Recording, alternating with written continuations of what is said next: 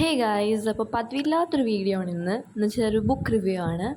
നിങ്ങൾക്കും സിലബസ് ഒക്കെ കംപ്ലീറ്റ് ചെയ്ത് ഇനിയൊരു സാമ്പിൾ പേപ്പർ ചെയ്യണോ അതോ പ്രീവിയസ് ഇയർ ക്വസ്റ്റ്യൻ പേപ്പർ ചെയ്യണോ എന്നുള്ളൊരു ഡൗട്ടിൽ നിൽക്കുകയാണെങ്കിൽ നിങ്ങൾക്ക് എന്തായാലും ഈ ഒരു ബുക്ക് ട്രൈ ചെയ്ത് നോക്കാവുന്നതാണ്. ഇത് സ്കോർ 100ൻ്റെ പ്രീവിയസ് ഇയർ ക്വസ്റ്റ്യൻ പേപ്പറാണ്. 12 പ്രീവിയസ് ഇയർ ക്വസ്റ്റ്യൻ പേപ്പേഴ്സ് ഉണ്ട്. ഇത് ഓൾ ഇന്ത്യ ക്വസ്റ്റ്യൻ പേപ്പറും പിന്നെ ഡൽഹിയുടെ ക്വസ്റ്റ്യൻ പേപ്പറും ഉണ്ടാവും ഇതിനകത്ത്. എല്ലാ ഇയറിലെയും 2024 വരെയുള്ള എല്ലാം ഉണ്ട് ഇതിനകത്ത്. ആൻഡ് ഞാനിത് പേഴ്സണലി യൂസ് ചെയ്ത് കഴിഞ്ഞിട്ടാണ് നിങ്ങളോട് ഈ ഒരു റിവ്യൂ പറയുന്നത്. അടിപൊളി ബുക്കാട്ടോ.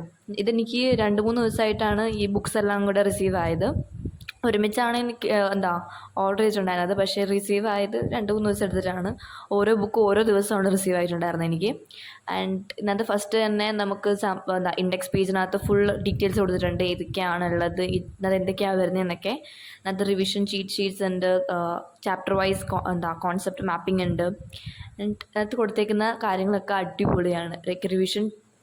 റിവിഷൻ ചീറ്റ് ഷീറ്റ്സ് കൊണ്ട് തന്നെ നിങ്ങൾക്ക് ചാപ്റ്ററിൻ്റെ ഏകദേശം ഒരു ഐഡിയ പ്രോപ്പറായിട്ട് കിട്ടും. റിവൈസ് ചെയ്യുന്ന സമയത്ത് അല്ലെങ്കിൽ ക്വസ്റ്റ്യൻ പേപ്പർ നിങ്ങൾ അറ്റൻഡ് ചെയ്യാൻ പോവുകയാണെങ്കിൽ ഈ ഒരു റിവിഷൻ ചീറ്റ് ഷീറ്റ്സ് അല്ലെങ്കിൽ ആ മാപ്പ് ഒന്ന് വായിച്ച് നോക്കിയാൽ തന്നെ നിങ്ങൾക്ക് കിട്ടും. പിന്നെ ഇതിനകത്ത് സബ്ജക്റ്റ് വൈസ് ഏതൊക്കെ ചാപ്റ്റർ വൈസ് ആയിട്ട് നമുക്ക് ഇത് കൊടുത്തേക്കാണ്, മാർക്കിംഗ് കൊടുത്തേക്കാണ്. ഇതാണ് റിവിഷൻ ചീറ്റ് ഷീറ്റ്സ്. ആൻഡ് ഇത് ഞാൻ പേഴ്സണലി യൂസ് ചെയ്തതാണ്. എൻ്റെ എക്സാമിൻ്റെ പ്രീ ബോർഡിൻ്റെ ടൈമിലായാലും പീരിയോഡിക് ഇപ്പോൾ നടക്കുന്നുണ്ട്, പ്രീ ബോർഡ് നടക്കുന്നുണ്ട്. ആ സമയത്തൊക്കെ എൻ്റെ യൂസ് ചെയ്ത് നോക്കിയതാണ്.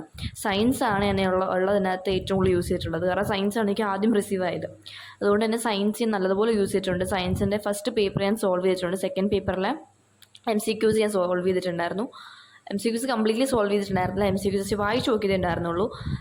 ഓൾ ഇന്ത്യ പേപ്പർ ഞാൻ സോൾവ് ചെയ്തു. അടിപൊളി പേപ്പർ കേട്ടോ. ആ പേപ്പർ കണ്ടപ്പോൾ എനിക്കൊരു അടിപൊളി പേപ്പർ, ഭയങ്കര ഈസി ആയിരുന്നു. എൻ്റെ ബോർഡിൻ്റെ പേപ്പർ കുറച്ചും കൂടെ എങ്കിലും ലെവൽ ഈസിയാണെന്ന് എനിക്കറിയാം. പക്ഷേ ഇത്രത്തോളം ആകുമെന്ന് ഞാൻ വിചാരിച്ചില്ല. MCQs ഒക്കെ കാര്യങ്ങളൊക്കെ അത്യാവശ്യം നല്ലതായിരുന്നു.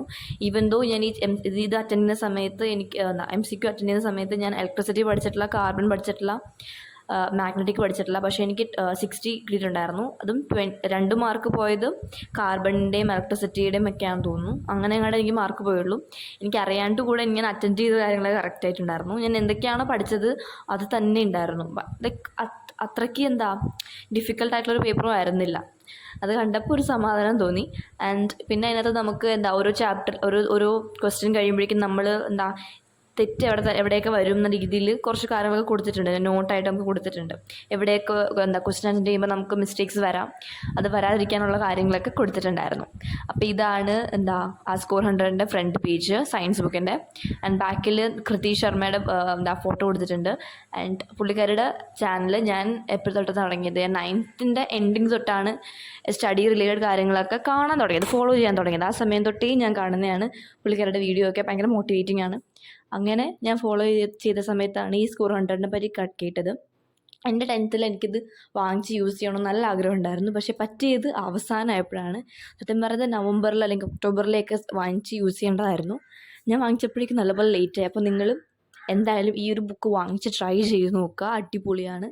ഞാൻ എൻ്റെ പേഴ്സണൽ റിവ്യൂ ആണ് ഇവിടെ പറയുന്നത്.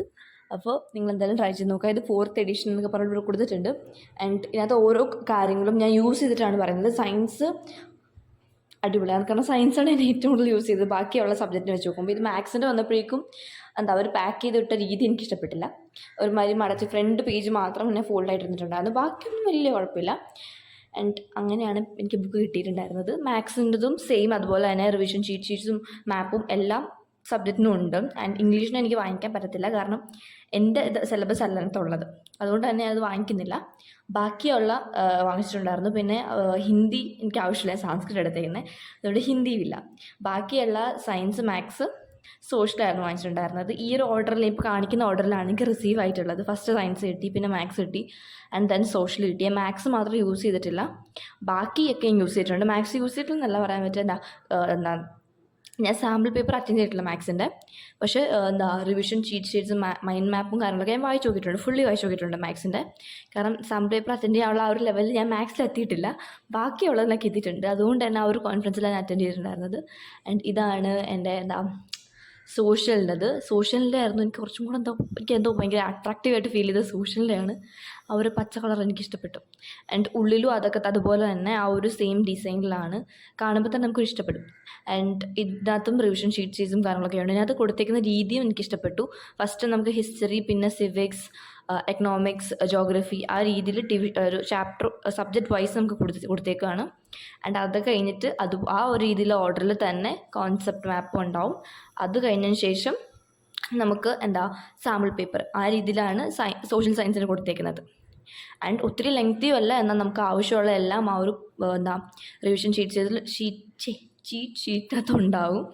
അപ്പോൾ നിങ്ങളെന്തായാലും ഇത് ട്രൈ ചെയ്ത് നോക്കുക. ഞാനിത് പേഴ്സണലി യൂസ് ചെയ്ത് അത്യാവശ്യം കുറേ പ്രാവശ്യം തന്നെ ഇത് ഞാൻ വായിച്ച് യൂസ് ചെയ്തിട്ടുണ്ടായിരുന്നു. ഈവൻ സോഷ്യലിലെ ജോഗ്രഫി പോർഷനാണ് ഞാൻ യൂസ് ചെയ്തത്. കാരണം എനിക്ക് ജോഗ്രഫി സിലബസ് മൊത്തമായിട്ടാണ് എൻ്റെ പീരിയോഡിക്കിൽ വരുന്നത്. അപ്പോൾ എനിക്ക് അത് യൂസ് ചെയ്ത് നോക്കണമായിരുന്നു. അങ്ങനെ ജോഗ്രഫി പോർഷൻ ഞാൻ നോക്കി. എനിക്ക് ജോഗ്രഫി ഇഷ്ടമല്ലാത്തൊരു സബ്ജക്റ്റാണ്. സോഷ്യൽ എനിക്ക് ഭയങ്കര ഇഷ്ടമാണ്, പക്ഷേ എനിക്ക് ജോഗ്രഫി ഒട്ടും ഇഷ്ടമല്ല. ബാക്കിയുള്ള മൂന്നിനും എനിക്ക് മാർക്ക് കിട്ടാറുണ്ട്, പക്ഷേ ജോഗ്രഫിയിൽ എനിക്ക് മാർക്ക് കിട്ടാറില്ലെന്ന് പറയാൻ പറ്റില്ല. എനിക്ക് മാർക്ക് പോവാറ് എക്കണോമിക്സിലാണ്. പക്ഷേ ഇവന്തോ എനിക്ക് ഇഷ്ടമല്ലാത്ത ജോഗ്രഫിയാണ്. ഇഷ്ടമല്ലാത്തതുകൊണ്ട് ഞാൻ ഇതിന് കുത്തിയിരുന്ന് പഠിക്കേണ്ടി വരുന്നത്. അതുകൊണ്ട് തന്നെ അതൊക്കെയാണ് ഉണ്ടായിരുന്നത്. ആൻഡ് ഇതിനകത്ത് ഈ ഒരു പേജ് മാത്രം ഇങ്ങനെ ഇരിക്കുന്നത് എനിക്കറിയാൻ പാടില്ല.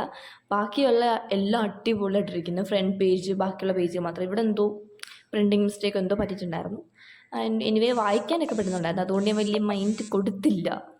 ഇപ്പോൾ കേട്ടാൽ നോട്ടിഫിക്കേഷൻ സൗണ്ട് ഒന്ന് മാറ്റി നിർത്തുക. ഓക്കെ, അപ്പോൾ ഇവിടെ നമുക്ക് മാപ്പും കാര്യങ്ങളൊക്കെ കൊടുത്തിട്ടുണ്ട് ഏറ്റവും ലാസ്റ്റ് പേജിൽ. അപ്പോൾ അതൊക്കെ അത് ഉൾപ്പെടെ ഉണ്ടായിരുന്നു. മാപ്പ് ഉൾപ്പെടെയുള്ള സാധനമാണ്. എനിക്ക് ഏറ്റവും കൂടുതൽ മാർക്ക് പോകുന്ന ഒരു ഏരിയയും കൂടെയാണ് മാപ്പ്. അപ്പോൾ എനിക്ക് അതും കൂടെ കുറച്ചും കൂടെ ഫോക്കസ് ചെയ്ത് നോക്കണമെന്നൊക്കെ ഉണ്ടായിരുന്നു.